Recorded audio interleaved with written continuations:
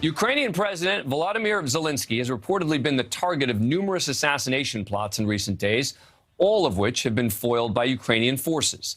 But not all of the people responsible for these plots are directly connected to the Russian military. Tonight, we're learning more about a group of mercenaries who some have called Putin's secret army, which has reportedly been behind some of these efforts. It's called the Wagner Group, a collection of more than 4,000 men who largely hail from Russia, but also from countries like Belarus, Syria, and Ukraine. Yes, men from Ukraine have been recruited into this organization, which is trying to take out President Zelenskyy. They're known for being particularly vicious. Wagner operatives were allegedly responsible for torturing and then beheading a Syrian army deserter.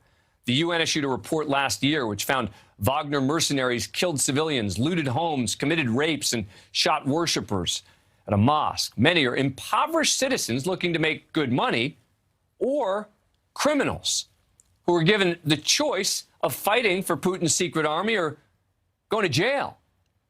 They are current and former military personnel that go on high-risk missions, but they also allow Putin to distance himself from their dirty work.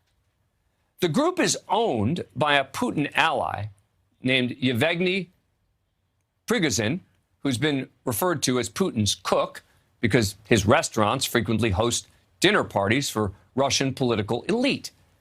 The U.S. has sanctioned Prigozhin on numerous occasions for a variety of transgressions, including alleged attempts to help subvert the 2016 U.S. presidential election. But I still have so many questions about these guys. So let's turn to an expert, Michael Weiss. He's the news director for New Lines magazine and a contributing editor for the Daily Beast. He spent significant time in Kyiv reporting on the Wagner Group. Michael, thanks so much for coming on the show. Really appreciate it. Sure. So take us through, what you know. What are they likely doing in Ukraine, and how are they doing it? So the Wagner Group came into fruition in the early 2010 period. They actually started as an organization known as Slavonic Corps and were dispatched to Syria to help fight Syrian rebels. It was a complete fiasco. They were routed and came back ignominiously. Some of the leaders were arrested, but then the organization was rebranded as the Wagner Group and kind of professionalized in a sense. So what's important to understand, Dan, is that, this is being sold as a private military company or a mercenary corps. But in reality, I would hazard to say that this is just an extension of the Russian military itself.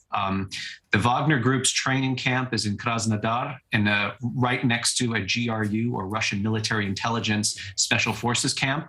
That is precious, sensitive real estate. You simply can't post up there and start training a bunch of mercenaries without a buyer leave from the Russian government. So these guys have been posted all over the world: Syria, Eastern Ukraine in the occupied Donbas territories, Libya, Central African Republic. In Libya, they were backing up General Khalifa Haftar, a Libyan warlord who has been contesting the UN-recognized government and did a march on Tripoli. In Syria, they were responsible, I believe it was in 2017 or 18, at least 200 of them tried to mount an incursion into U.S. patrolled and U.S. occupied territory in eastern Syria. The Americans told them stand down. They didn't, and they were completely wiped out.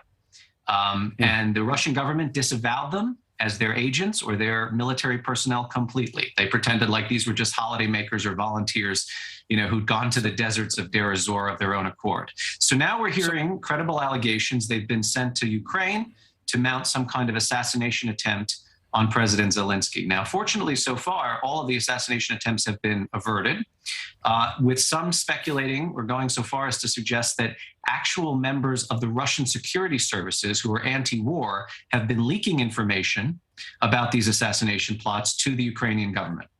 And I assume that this was just kind of a psychological operation of the Ukrainians trying to sow paranoia and conspiracism within Moscow. But I actually have evidence that, no, indeed, there are members of Putin's own security apparatus who are very, very upset by this war and think it's going sideways and want to actually help the Ukrainians defend themselves.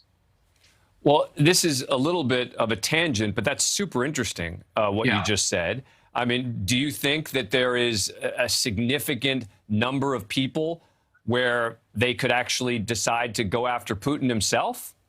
I have been talking to Russia watchers. I have been talking to members of European security services, intelligence services, who have said that the likelihood or chances of a palace coup or some kind of military putsch inside Russia is greater now than at any point in the last 22 years. So politically, the regime is as stable as it was in around 2000, 1999, 2000, Wow. which is kind of extraordinary.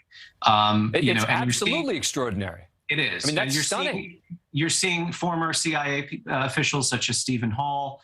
He tweeted just a few minutes before your broadcast the names of people he thinks would lead such a coup. And he gave the names of Nikolai Patrushev, the second most powerful man in Russia, who's a longtime member of the so-called Siloviki, or the Security Hawks. He was formerly the director of the FSB. Now he is the secretary of the Security Council. And he thinks that also members of the military might try to do something. Now, this is all speculation, but again, I do have evidence that all is not well in Lubyanka in Moscow. There's a lot of discontent with this war. I mean, you have to remember, a lot of people in the Russian government and the state institutions are themselves Ukrainian by heritage. One of the reasons that Bellingcat has been able to unmask assassins, including those who tried to murder Sergei and Yulia Skripal in Salisbury using Novichok, including those who went after Alexei Navalny, the leader of the Russian opposition, also with Novichok, is that they have been guilting members of the Russian security services with Ukrainian surnames, saying, are you happy about what Russia has done to your country? Look at MH17, look at the takeover of Crimea, look at this dirty war in Donbass. Mm-hmm. So I think this is a huge strategic miscalculation. I know this is a tangent, but it's actually not, because if Wagner was sent in to try and murder the president of Ukraine, and Russia's own security services are undermining that operation, that is kind of connected to this. I mean, as I said, it's shocking. Yeah, no, and a super interesting thread here, and actually, more important almost than the conversation we're having just about the Wagner Group. But let me ask you just one other question about the Wagner Group. How do they find these people? Right? I mean, I can't imagine they're going to job fairs to find these folks. How do they get them, and how do they recruit them? Well, actually, I mean, in a sense, they are. The companies that are responsible for owning Wagner, at least on paper, actually post classified ads on the internet, on the Russian internet, or the Russian language internet. So what happened was I went to Kyiv in September of last year, and I met a guy called Igor Gorshkov. And Igor Gorshkov was the head of the analytic department in the SBU. That's the Ukrainian Domestic Security Service. He has spent the last 8 years, both as a Ukrainian intelligence officer, and then when he retired, he went to a think tank that is populated by former Ukrainian intelligence officers. His entire career has been spent mapping the Wagner Group apparatus and basically mining social media, looking at open source material, and no doubt receiving classified intelligence to figure out who these guys are. Believe it or not, a lot of them, they're quite dumb. They post selfies of themselves in various battlefields with their dog tags or the medals that they receive for these clandestine operations, not so clandestine if they're taking selfies, right? Anyway, General Gorshkov passed me his database, which consisted of something like 5,000 members of Wagner, fanned out all over the world. And now some of them, there were false positives, there were some duplicates. Again, it's an 8-year line of endeavor here, so not everything's going to be accurate. So what my team and I did was we said, we can't go to Russia to investigate this, given the forbidding media environment in Russia. But we noticed that some of the guys from Wagner hailed from villages in Ukraine or Moldova, and we could easily go there and knock on doors and look at, and we narrowed down the list of people that were alleged to have been killed. So we went and found their relatives, and basically they confirmed that their sons had gone off to fight in Putin's kind of hybrid or dirty wars all over the world. And they have heard nothing from the Russian government about the status of their children or their husbands or their brothers or their sons.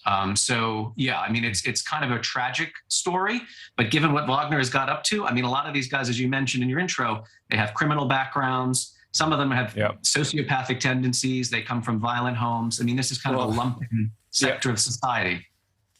Well, I have to tell you, though, this is super interesting, and this is the segment we wanted to do, but I remain sort of stunned by what you just said about the folks around Putin, that this is the least stable that he may have been since 2000, suggesting the possibility of a coup. So that's something we're going to follow up on and actually maybe do a segment on that tomorrow. Michael Weiss, thank you so much for coming on the show. Appreciate it. Sure, anytime. Thank you for watching. Click the red subscribe button below so you can get more of NewsNation's fact-driven, unbiased coverage.